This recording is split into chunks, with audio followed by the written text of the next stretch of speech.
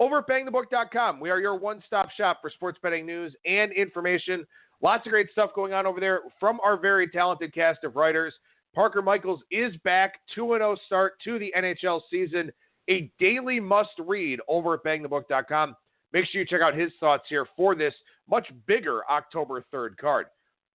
Danny Vorgs has updated NFL power ratings with his model projected final scores went up here this morning. So you can check that out over at the website as well. We've got MLB playoff series previews. I've got Rays and Astros coming up here right after the show. We've got Braves Cardinals, which starts today. We've also got Nationals and Dodgers. And then, of course, Twins and Yankees. So all of the division series previewed over at the website. So some good thoughts in there for you to check out. My college football power ratings up for this week. We got a bunch of videos over on our Bang the Book YouTube page. A lot of stuff going on here at BangTheBook.com right now across all of the sports markets that are out there. As you know, this and every edition of Bang the Book Radio presented by our friends over at DSI Sportsbook. BTB, the number 200 is that promo code. 100% deposit match bonus for the sportsbook. 100% deposit match bonus for the live casino. At BetDSI, it's only a game until you bet it. One guest here on the program today, but it is a very good one. Professional handicapper Brad Powers from BradPowersSports.com. Brad, how's it going today, man? That's going well. How you doing on this fine Thursday? Doing very well, buddy. Appreciate your time as always here, sir. And, hey, at least there's this. I mean, I've been following the NHL. I'm more excited about the NHL season this year than I have been for a while, mostly because I've got baseball fatigue and, football is what it is here at this time of the year. But, hey, at least you don't have to do the NHL, so at least that doesn't get added to your ledger here for right now. Yeah, I mean, I would argue that probably October is probably the busiest sports month out of any month in a calendar year with, and later in the month you got NBA heating up. So, yeah, a fun time, but also I honestly think, look, we're all confined to 24 hours in a day. So it's a zero-sum game. So it's not like the sports books, go hire a bunch of more staff.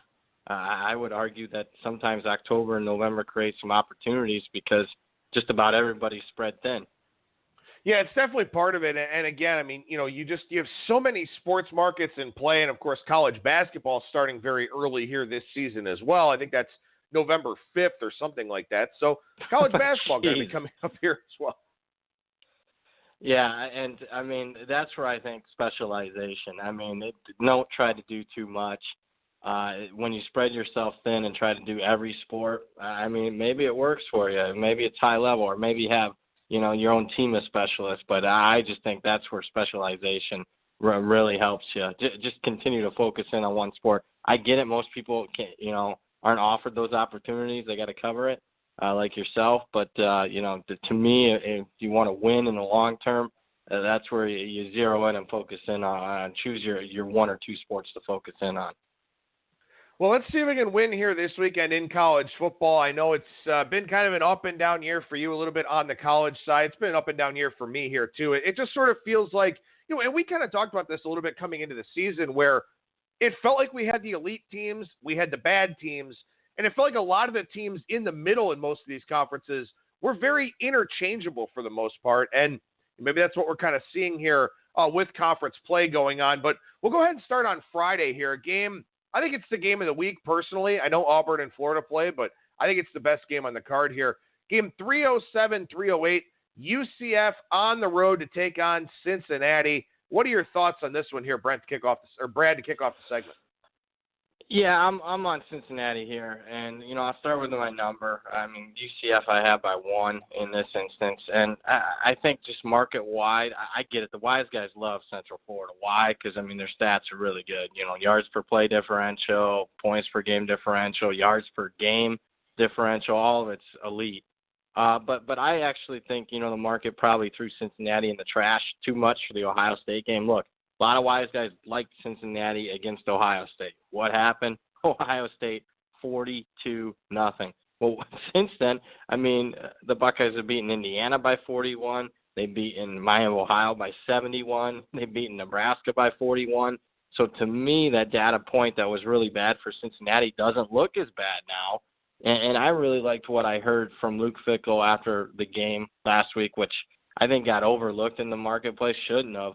They went into Marshall and just hammered what I thought was a decent Marshall team.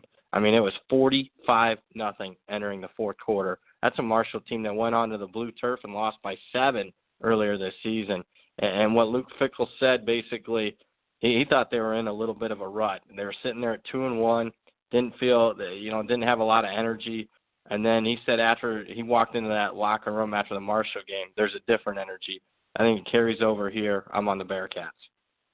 Yeah, I like this thought process here, and maybe it is a little bit contrarian. I guess we'll kind of see, where this line winds up going as we get closer to kickoff. But my number is UCF -2, so I'm right there with you with 3, and getting the push on 4. I'd love to get a 4.5. I don't think it's going to happen at this point in time, but I agree with you. I mean, I think Cincinnati is the right side in this game, and UCF is great statistically. They're awesome, but as much as people kind of look down on Cincinnati for that Ohio State game, not giving them enough credit for Marshall, doesn't it feel like UCF's getting too much credit for beating a really bad Stanford team?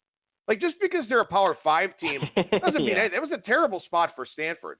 Then UCF goes and loses to Pitt. Yeah, it was on a fourth quarter play, but Pitt was in that game the entire time pretty much and also had a first half lead for most of that game. So, I think UCF is probably a little bit overrated out there in the marketplace. I think Cincinnati is one of those right side, really tough bets you sometimes have to make. Yeah, and you mentioned, because, look, with Central Florida's big play capability and speed on the outside, it is scary going up against Central Florida. But I'll say this, sometimes the hardest bets to make are the best bets to make. Who in the world wants to bet, the Miami Dolphins at this point on the NFL side? And, yet, everyone's thinking that. Therefore, to me, I think you're buying on the cheap. Not saying Cincinnati's cheap by any stretch of the imagination.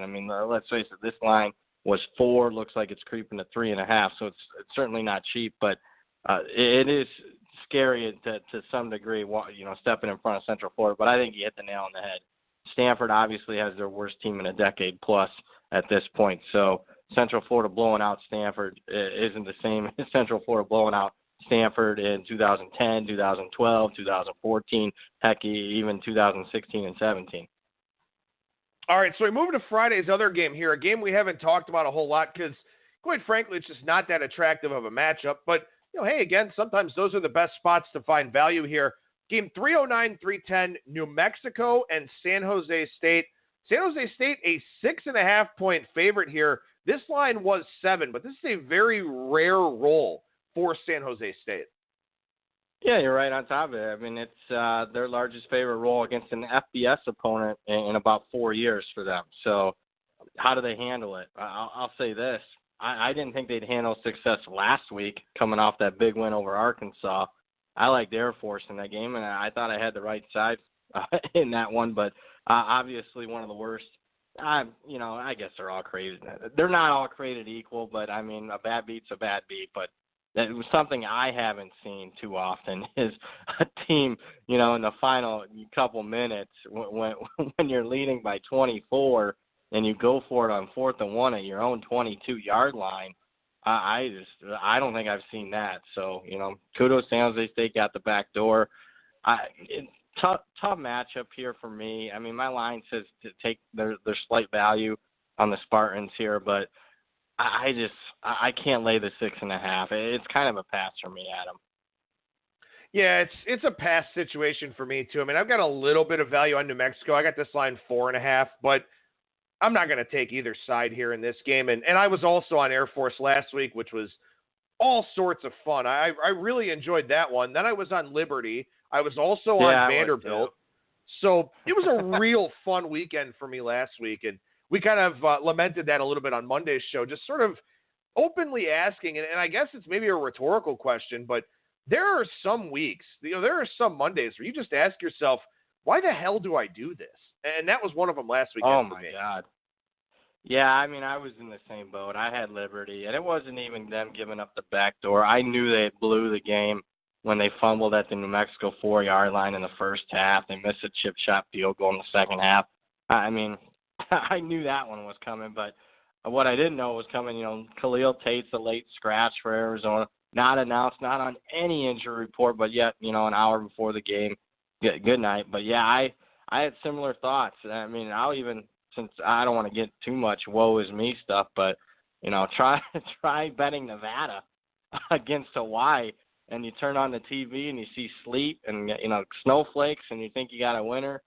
3 hours later, it's 54-3 Hawaii when you had to lay points with Nevada, and not a good Saturday for BP. No, it was definitely a rough one. I mean, I had some good moments. I had some bad moments, and I was also on that Nevada game that you just mentioned. One that we talked about on the show last week that looked like a pretty good play. I mean, I guess the only thing that worked out for me last Saturday was I won dinner off of you with that Temple and Georgia Tech game. Yeah, I like that. And you've been I think I probably owe you 3-4 dinners at this point. So, for those listening out there, keep track of that. And whenever I step in front of Adam with these dinner bets, hasn't been a good look for me. All right, so let's go to Saturday here. I don't know if we're going to have any games that wind up falling in the dinner bet category, but I guess we'll kind of wait and see here. Game 317, 318, Texas and West Virginia. This is a line I thought was a little bit high. I'm not surprised to see it coming down now with the Longhorns laying double digits in Morgantown. Yeah, I was expecting to bet Texas. I wanted to, but the line came a little higher than what I expected. I got it right around 9.5, 10 as far as the power rating goes for me. Both teams really banged up. I mean, Texas in the secondary really banged up. And then I thought maybe overlooked a little bit. West Virginia lost a couple of key guys at the line of scrimmage, one on the offensive line, one on the defensive line. Sam Ellinger's looked the part this year, 15 touchdowns, 1 interception. The question I have, I mean, certainly Texas is going to be a little chippy coming off a bye. And if you remember last year's game, one of the best games of the year last year, and we didn't have too many great games last year, but West Virginia scores in the final seconds in Austin. The horns down by Will Greer and whatnot. But, late in the game, you got to ask yourself, do you really want to be laying double digits when Texas has Oklahoma on deck? That's something that I'm not willing to do here. It's kind of a pass for me because I really want to take Texas, but again, I expected the number to come a little shorter than what it did.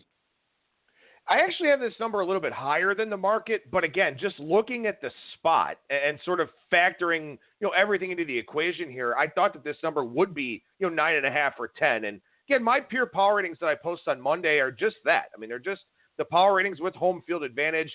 As you start to apply situations like the difficulty of getting to Morgantown, the fact that Oklahoma's on deck, all these different types of things makes it such a hard handicap. So a game I'll probably wind up staying off of. It'd be West Virginia or nothing for me, but still just a very challenging handicap for the reasons that you mentioned there, and especially the injuries. And I guess that's something to mention here real quickly. We're not going to talk about Purdue and Penn State, which is now up to 29 in some places. But do what you can to look at injury reports, man, because I adjusted Purdue 8 points. I'm still nowhere close to that line. But this is that time of the year. The injury attrition just adds up. And some of them are well documented when they're quarterbacks and NFL draft caliber dudes. Some of them are not well documented. So you've got to try and stay up on that as much as you can. Absolutely, and you're looking for cluster injuries like in the secondary at the line of scrimmage, offense or defensive line. I mean, that's what you're looking for. But I'll be honest, it's even tough with the quarterbacks. I mean, I hate to belabor it, but when Khalil Tate's one of the more important players in college football is not on an injury report, and an hour before kickoff he's ruled out. I mean, I went pro standardization when it comes to college football injury reports after that one. And usually I'm a guy that loves injury reports because I think it rewards the people that are willing to dive deep and look at different sources for that stuff. But if it's not going to be on any source and it gets popped up late, I mean, what are we doing now in this industry? I think with more legalization, there needs to be, obviously some more rules and regulations when it comes to reporting this stuff. I don't even care if everyone on the team is questionable and you do the Bill Belichick way. I know there'll be coaches that'll do it that way, but at least something, questionable, doubtful, probable in college football would be nice. Well, it's funny, too, because I even saw, I don't remember exactly which team it was or which player it was, but one of the beat writers, had asked and actually wrote about this on Twitter, had asked about a player, and the coach is like, well, I'm not going to tell you anything until I have to tell you something, and right now I don't have to tell you anything. And it's like, I mean, come on. Especially not that the NCAA is really, all that hell-bent on integrity fees or anything like that. But, when you look around at how subjective officiating is, injury reports, guy limited in practice all week, then all of a sudden a half hour before the game, he winds up not playing.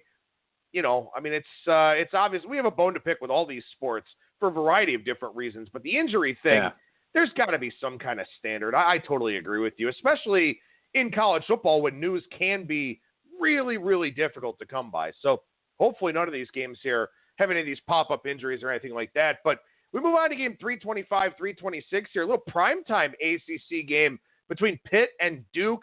Duke a 5-point favorite here in this one. I don't know about you, Brad, but something feels off to me about this line. Oh, I'll be interested to hear your take. I got it like 5.5. I know Pitt's kind of owned Duke. Won and covered 4 straight over the Blue Devils here. Speaking of injuries, it didn't get covered too much because they're only playing Delaware, but that line didn't move considering Pitt sat half a dozen starters, including their quarterback last week. That'd have been nice to have a Delaware ticket getting about a 4-touchdown spread last week where Pitt, struggled to win the game, forget covering. I like what I've seen from Duke. I think everyone's, at least coming in this season, was overreacting to the loss of Daniel Jones, and kudos, Daniel Jones looks good for the Giants. But Quentin Harris stepped in for Daniel Jones last year in a couple games, including a big win at Baylor. And Quentin Harris, for Duke, the quarterback, has played really well. In his last 3 games, he's completing about 77% of his passes, 10 touchdowns, 0 interceptions, and about 300 rushing yards. That's 3 games. Tough for me to ignore series history, but I think the line looks about right to me. I got to pass. I put it at 5 in my newsletter. Yeah, I got it Duke -6, but I really expected this line to be a little bit higher because I sort of expected Duke to have some inflation. Keep in mind, Duke's only loss this year is Alabama. They've played very well in 2 road games. They played extremely well against Virginia Tech in a game that, everybody got a chance to see. They're on some extra rest here. I figured this line would be a little bit inflated, 6.5, 7 area. I think you're right. I think it's a good number at 5. I think it's tough to take either side here in this one. I think it probably goes up to 5.5 and maybe 6 as the public gets involved and looks back at Pitt and says, well, what happened against Delaware? Not realizing, like you just mentioned, that they sat a bunch of guys. So I do think this line goes up. If you like Pitt, I would wait. If you like Duke, maybe get it now. But I think this is one of those numbers. We've talked about this multiple times this season where I think it illustrates just how much sharper the odds makers are overall here because, again, I would have expected this number to be closer to a touchdown, and it's not. Yeah, let's not give the odds makers too much credit. I think the market, overall is a lot sharper than what it is. More people betting. To me, more money into the marketplace is going to, the line should be theoretically a little bit sharper than what they used to be. But, it's tough to win.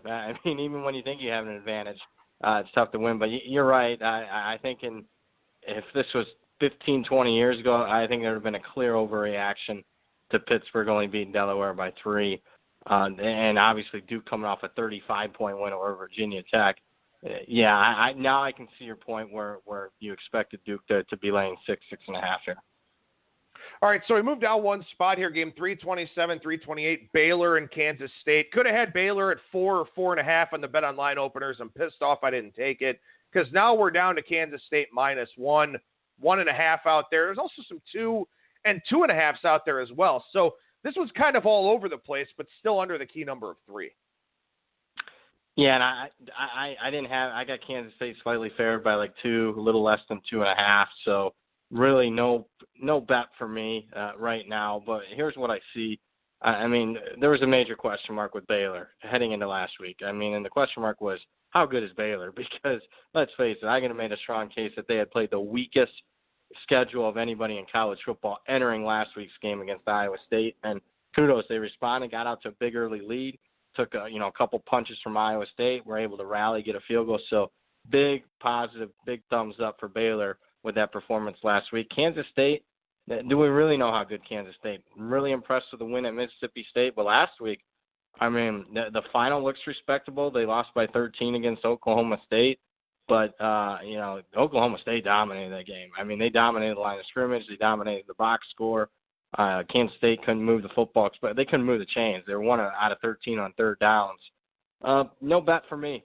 It's within a point of my line. It's not through a key number. This is one where I'm going to learn a lot about both teams and look to gain some value and some edges for future weeks, not necessarily this week.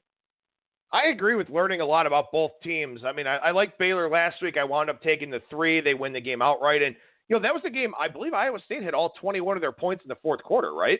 So that was a game where Baylor played really well for the first 3 quarters, maybe kind of relaxed a little bit in the fourth quarter.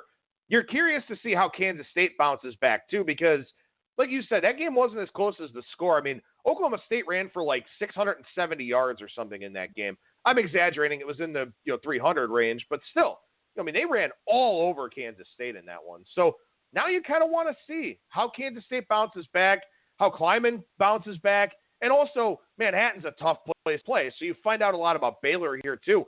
Great game. Not much from a betting standpoint. I've got it Kansas State -1, so happy to see that one move down towards my number, but wish I would have grabbed Baylor getting more than 3 earlier on in the week. That was an oversight on my part. How about game 337, 338 here? Virginia Tech and Miami. Miami a 14-point favorite here, Brad. Yeah, I mean, my number's only got a 12, but I don't know if I have a handle on Virginia Tech, and I'm not sure the market has a handle on Virginia Tech at this point. I mean, you look at the Hokies, they're 0-4 against the number, but, you look at the combined spread margin of those 4 ATS losses. They've fallen short of expectations by a combined 81 points so far this year. I mean, if I can do my math, 81 divided by 4, that's about 20 points per game that Virginia Tech's fallen short. And, we heard the rumors of player mutiny at the end of last season. Bud Foster, this is it for him. I think this could be it for Justin Fuente, to be perfectly frank with you, if it continues. Miami comes in off a bye. They really struggled against Central Michigan. It was a very sloppy performance. But I'll say this. Jaron Williams, their new quarterback, still hasn't thrown an interception.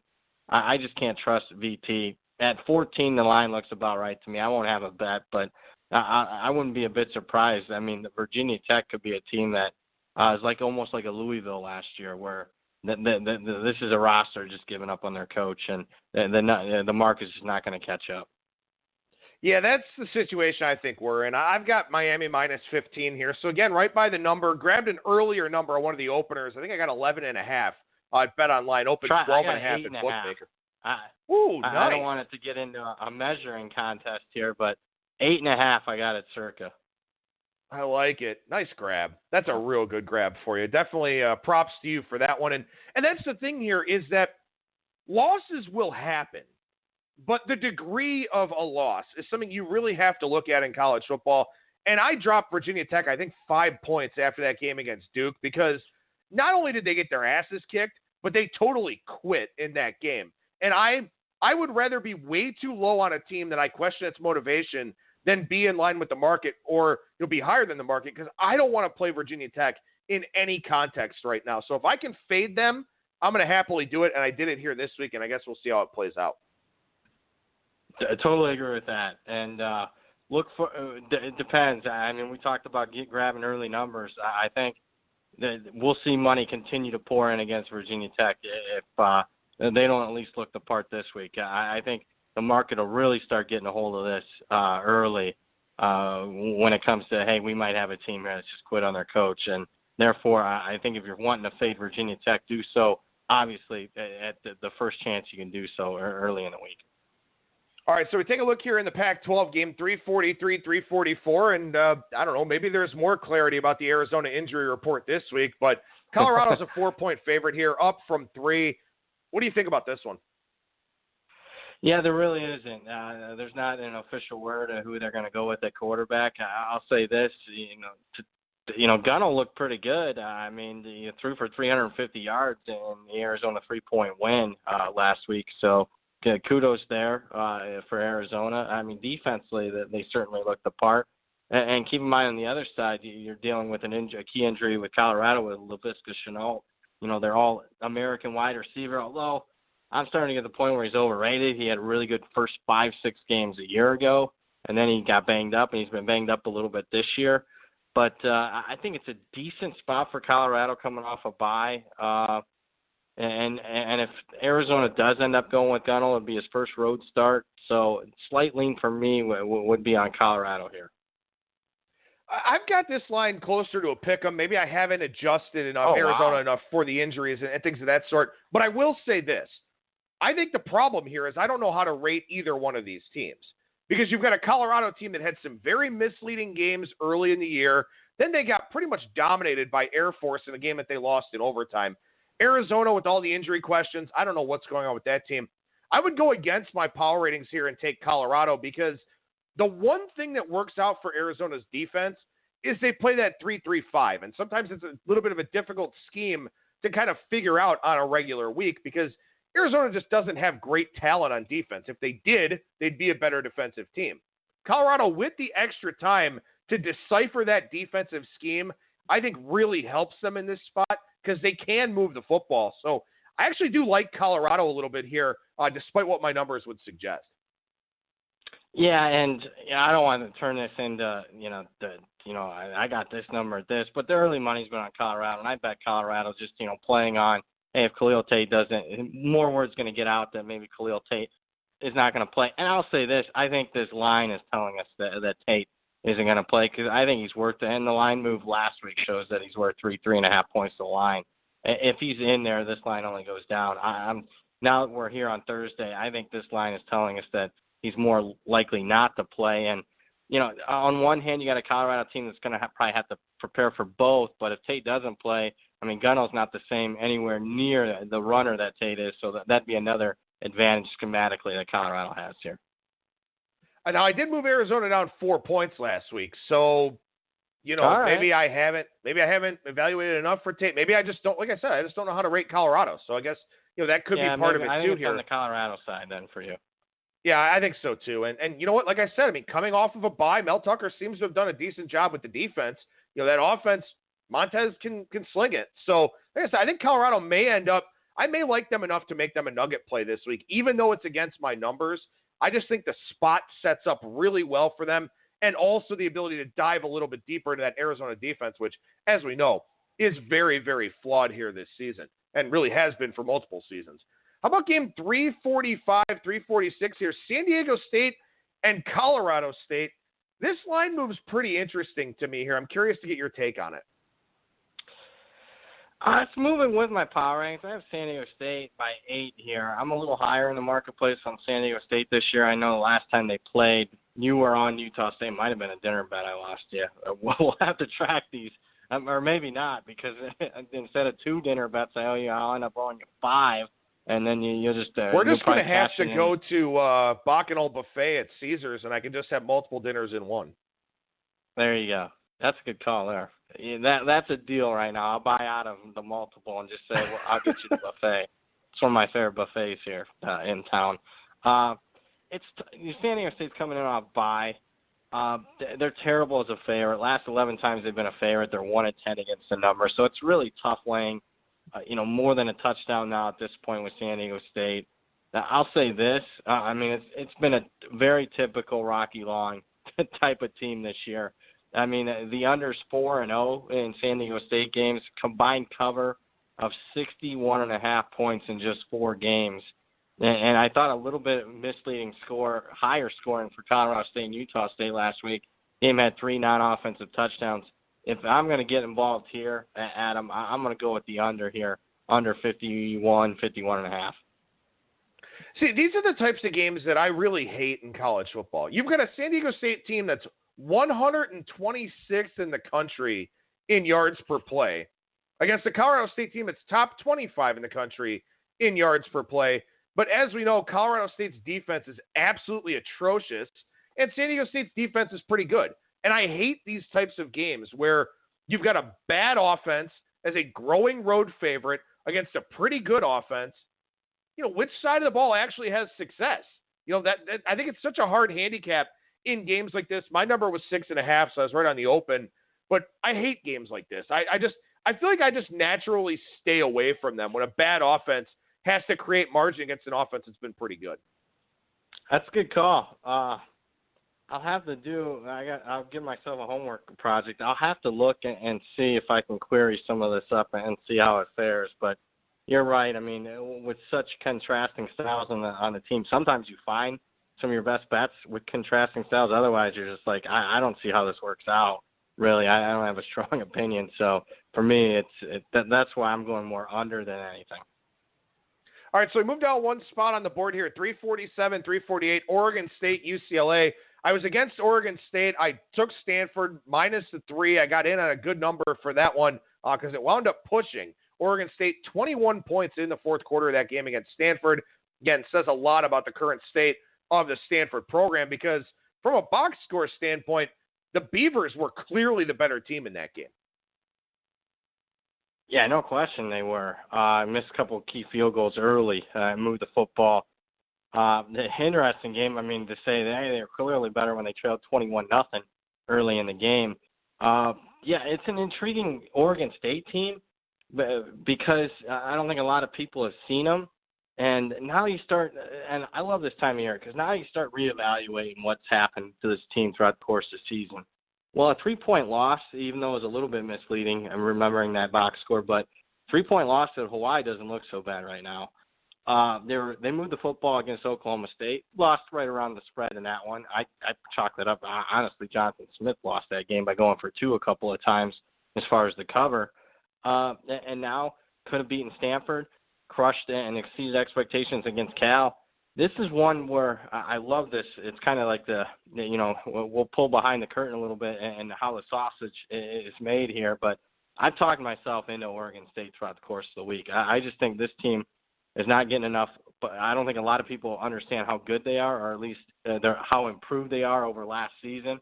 I think this is a live dog here. I wouldn't be a bit surprised if they go to the Rose Bowl and win the game outright. Yeah, that wouldn't surprise me either. What's the latest on DTR? Is he going to play? The line says he isn't, at least at the current number. I mean, I think he's worth 3.5 points at least. I mean, you look at Burton last week was only 5 out of 9 for 48 yards. It's not like DTR's, lit the world on fire so far this season, but he's shown flashes, specifically the game against Washington State in the last 20 minutes, but he's questionable right now. So, and I think this line right now is saying he's more doubtful than questionable. All right, so we got a listener request for this game early in the week. We got Ralph Michaels' opinion on it on Tuesday. We'll get your opinion on it here now. 353, 354, Tulsa and SMU.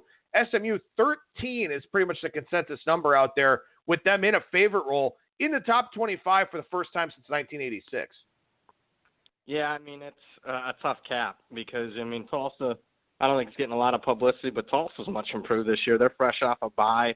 And to me, it's tough betting against SMU when a team's 5-0 against the number and they've covered by a combined 71 points so far. I mean, the game last week that got away from me it was square, but I just knew there was a good possibility, and we talked about it on the show. I mean, SMU just looked the part against South Florida last week, and maybe just SMU's that good this year. And that's why something tells me that this is the week not to play on them because they've been getting pats on their back all week on campus for being ranked. But, it's tough for me to go against a team that just, might be – I'm not going to put them in the same category as UCF, but maybe they are making kind of a UCF run from a couple years ago here. Maybe this is just a really good team with a lot of Power 5 transfers, and everything's clicking for them this year. Yeah, that's kind of the way I look at it, too. I mean, I'm a little scared to lay the 13. My number's 14.5 here, so not a ton of value, especially when you talk about double-digit favorites like this. But, look, this is another one of those games, though. If SMU covers the number, we talked about this last week with their game against South Florida, if SMU covers the number, in spite of all the noise, all the distraction, all the everything around this program, let's say they win this game by 4 touchdowns. I got to bump them up again. And probably 3 to 4 points again. I mean, it's impressive what they're doing. And those are the things you want to look for out of the group of fives, too, where sometimes they can get into these tough spots. And if they pass the test with flying colors, you've got to respect it. No question. And the first test was passed last week, bumped them up. In fact, I bumped SMU up more than any team in the country so far this year. I got them up like 9.5 points so far from my preseason power rating. I got them as a top 40 team right now, and that's pretty strong considering my power rating is under an AP poll ballot. It's basically who would be favored over who. If they win the game by 4 touchdowns, this is a team that I'd have to start considering top 30-esque, and that's it's not easy in a half a season to go from like 75, 80 in my power rating to like top 30 in 6 games. But if they win and cover easily here, that will be the case with SMU. All right, big game here, 355, 356, Iowa, Michigan. Michigan, 3.5-point favorite. Iowa's got some extra juice on that 3.5. A lot of minus 115s out there, so maybe we wind up getting all the way down to 3. I think if that happens, though, we'll get some immediate Michigan money. Yeah, and it might be me making that bet as well. I got it at 6, and my numbers have been high on Iowa all year. I mean, I would argue that I've been almost, with the exception of the Iowa State game, my numbers have said back Iowa and back Iowa big in most of their games this year. But I think there's a little, not a little, I think there's a lot of anti-Harbaugh in the marketplace right now, going back to the Wisconsin game. I'll say this, one thing that's probably getting overlooked, that they did bring down Josh Gaddis from the booth. He was calling plays from the sideline, and it seemed to work, but it is Rutgers last week, so we'll see. I mean, this will be the test here. I'm not going to have a bet at the current line as far as the side, but to me, I mean, I'm surprised that, and there's some money coming in on the over. It's up to like 48 in some spots. I mean, I just don't know how Michigan has success against Iowa's defense. They're very, I would say, sound fundamentally, Iowa. They haven't given up a running play longer than 19 yards this season. Michigan has only had 1 rush of 20 yards or longer this season, so I don't see Michigan having a lot of success. Flip side, I mean, this is by far the best. Well, I guess Iowa State is up there defensively, but I mean, let's face it, Iowa didn't set the world on fire in that game from an offensive aspect. I'm more on the under than anything here, Adam, under 48. I'm happy to hear, though, that your number is 6, because I'm at 6.5, and, I was really worried about just being too high on this game, but I don't want to completely dismiss Michigan. As much as it pains me to say that as an Ohio State fan, I don't want to completely dismiss the talent level on that team. Now, I don't have a whole lot of trust in Harbaugh to figure it out either, but there's a lot of talent on that football team, and Iowa... Look, Iowa, it's the same thing we talked about with the Iowa State game. You can't make mistakes against Iowa. That's when Iowa beats, teams that are comparable or better than them, because they don't make mistakes. So can Michigan force Stanley into a couple of mistakes and then take advantage? I think it's certainly possible here. So I may end up with a Michigan ticket at a reduced juice, 3.5. Would love to get a 3 at some kind of juice. But again, I mean, it's just one of those games that it feels like there's just too much of a reaction out there in the market to what we've seen so far. How about game 365, 366, a long trip for Air Force here out to the East Coast to take on Navy. Air Force, though, a 3.5-point road favorite in this one. Yeah, and on the injury front, Malcolm Perry, Navy's quarterback's been upgraded to probable, although I'd say this line already had that baked into it. My number's Air Force 3.5. I've been high on Air Force this season. So, I mean, but if push came to shove, I'd probably prefer to take the hook here with the middies.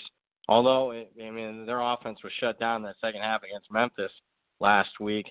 This is going to probably sound square or not very sharp. Let's just put it that way. But, why not under? Under 45. I looked and went through all the games, at least in the last 13 years. That's as far back as my database goes.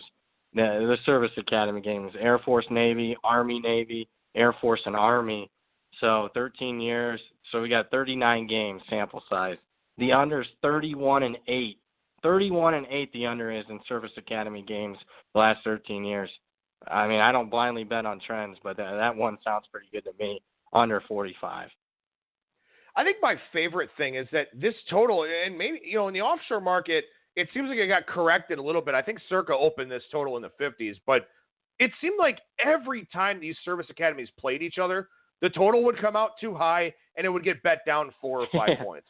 It was like clockwork. Yep. So I guess we'll see here what happens in this one between the two service academies. But moving on in the interest of time here, I want to try to tackle a few more of these games. TCU and Iowa State, game 373, 374. This is a tough handicap because I don't think TCU is that great of a football team. Their quarterback play does not impress me at all, but their running game is great, and we all know about Gary Patterson's defense. Iowa State is a 3.5-point favorite here, 3 some places as well. This is a game I'm staying far, far away from, I think. I might talk myself into laying the 3 here, if that's where it comes down to. TCU, it's looked dominant. They hammered Purdue, hammered Kansas last week. So many times they look dominant, but other times they haven't looked so good. And maybe SMU is just really that good. So that loss against SMU might not look as bad at the end of the season as what it does. TCU almost losing outright as a double-digit, or did lose outright almost as a double-digit favorite.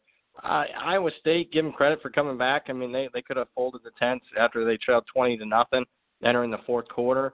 I think here, let's just talk it out loud. I think the coaches are about even here. I like both Matt Campbell and Gary Patterson.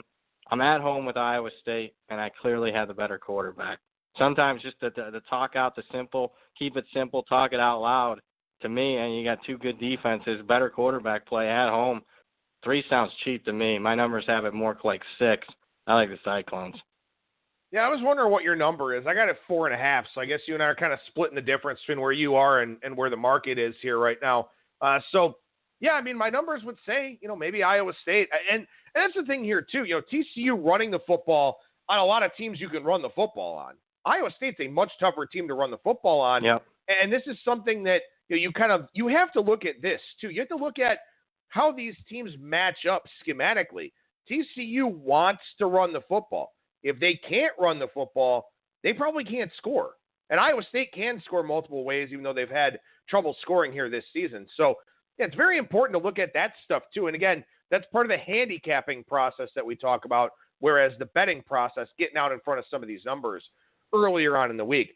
Love to get your take on this line move. 385, 386, Auburn and Florida. Most of the 3s out there are now gone. What do you think about that? Tough handicap. I can't bet it at the current number. I got Auburn 1 here. Lean Florida, and Florida I think is about as healthy as they've been. Outside of quarterback, but with Franks out, I'm not sure it's a huge negative at this point because he was so high variance. But C.J. Henderson, their cornerback, is back. Defensive end and Zuniga is back for Florida. They've been out the last couple of games, both of them. For me, it's tough betting Florida because I think there's a huge mismatch at the line of scrimmage. Their offensive line, Florida's, is their major question mark on their team. Auburn's defensive line on the other side of the ball is easily top 5 in the country. That would worry me here. But I thought the 3 was a little pricey, and I think it might be because Auburn's 5-0 against the spread this season. The correct line movement, in my opinion, coming off the 3, but right now I don't really have a strong opinion.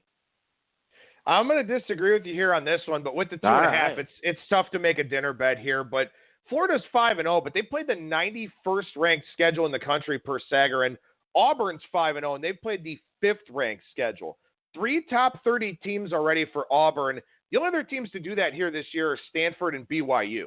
So Auburn's played a very good schedule. Florida really hasn't.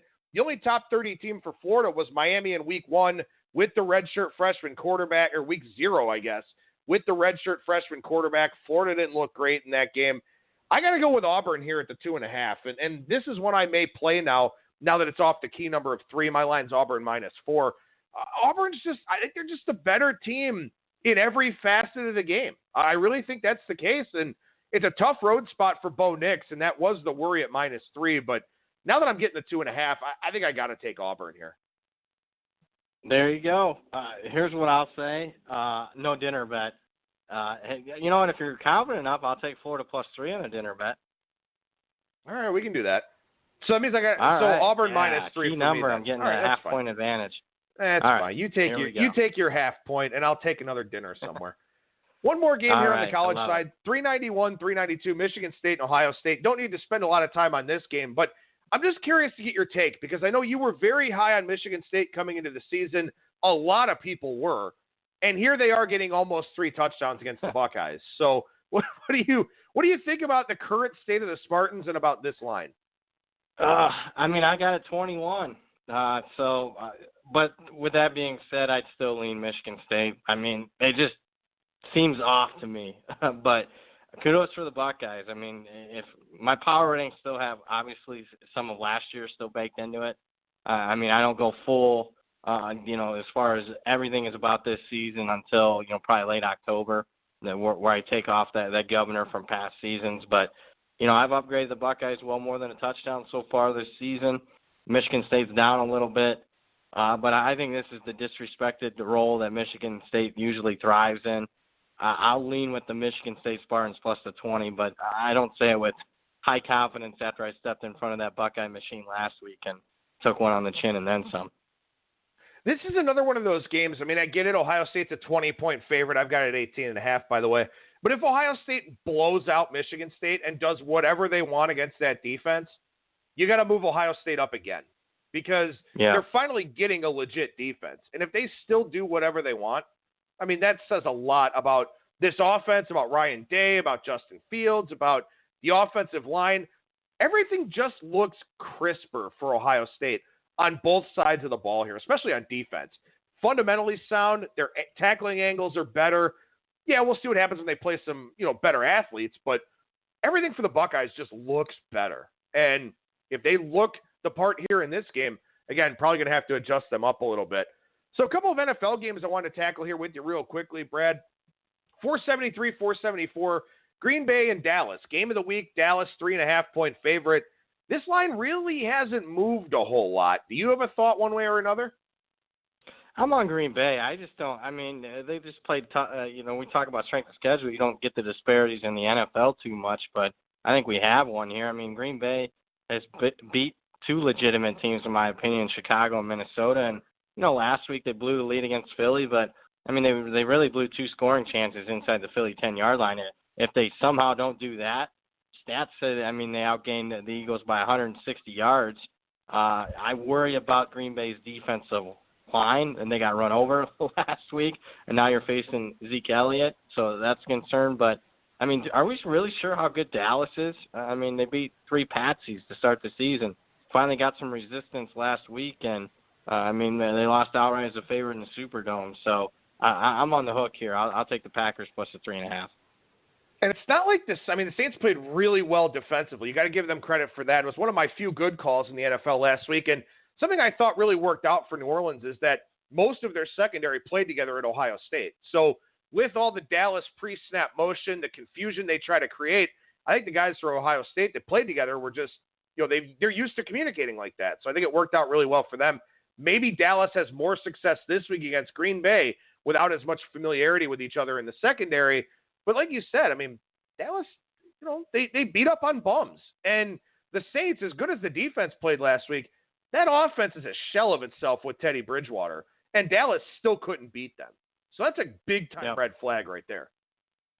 And I got a much, much better quarterback here, Aaron Rodgers. He looked the part last week, even though they lost the game. Speaking of NFL, real quick, we didn't have a dinner bet on Kansas City, Detroit. Do you remember that one? We did. I think we did. Chiefs. Yeah, I think we did. Just making sure. We'll have to keep the record straight. I don't even know what it is now. But what a shit show of an effort for Kansas City. I know they won the game, but man, that was disappointing. Lost it. Yeah, I know. They definitely should have lost it, and that's a pretty good segue here into this game against Indianapolis, where this line's up from 9.5 to 11 for Sunday Night Football, and I don't get it. I really, maybe you do. I don't get it. I agree. I don't either. And look, I love Mahomes. I love Andy Reid. I really want Andy Reid to win a Super Bowl before he retires. I just think, I know he doesn't have one, but I think he's the second best coach in the NFL. I mean, I know there's a huge gap disparity between him and number one, but I don't get the double digits here. I mean, I think there's an overreaction to the Colts losing to the Raiders last week, and how can you trust the Kansas City defense laying double digits? I don't, and I'm on the Colts here. I mean, Kansas City can't stop anybody's running game. And as much as people hate on teams that establish the run here in the NFL, and I understand why, there are a few teams in the NFL that run the ball better than Indianapolis does. I mean, if you want to beat Kansas City, you keep it away from Pat Mahomes. I think the Colts can do that here in this spot. So that is a line move that I don't quite get too much. I guess I've already taken up enough of your time, so I'm going to ask you about this game anyway, since you are a guy with some Northeast Ohio ties. Any thoughts on Monday Night Football with the Browns getting 3.5 at San Francisco? Yeah, it's a tough one. Very high variance the Browns have been. Something tells me, the 49ers coming off a bye will be pretty good, and they should have covered their last game. I mean, they outgained Pittsburgh by 200 yards. Just turnovers were the issue. But turnovers have been the issue for San Fran pretty much since Kyle Shanahan got there. I'll say this, San Francisco's like 1-12, and I think a couple pushes in there as a home favorite the last 5 years. That hurts me. I guess. I think Cleveland found some things schematically that were really working for them last week against Baltimore, and I do respect Shanahan as an offensive play caller. I think he'll have some things dialed up. I like over more than anything. Brad Powers, professional handicapper over at BradPowersSports.com. What's going on over there right now, man? Yeah, I'll keep it simple. I just talk about it each and every week. It's my newsletter. Game write-ups. Everything that I talk about is in the newsletter. Every single game in college, every single game in the NFL is in there. College is only hitting like 50% this season. It's been very uneven, but the pros continue to be successful. We're 6-0 the last couple of weeks, but don't buy it for the picks. Just buy it for the info. You get my power ratings, computer projected lines, trends, write-ups, you name it. It's all in there. You get it emailed to you weekly, each and every week through the Super Bowl. College and pro, $79, BradPowersSports.com. And then, of course, at Brad Powers and the number 7 on Twitter. Brad, appreciate your time as always, brother. Thank you so much for joining me, man, and we'll talk to you again next week. All right. Take care, my friend.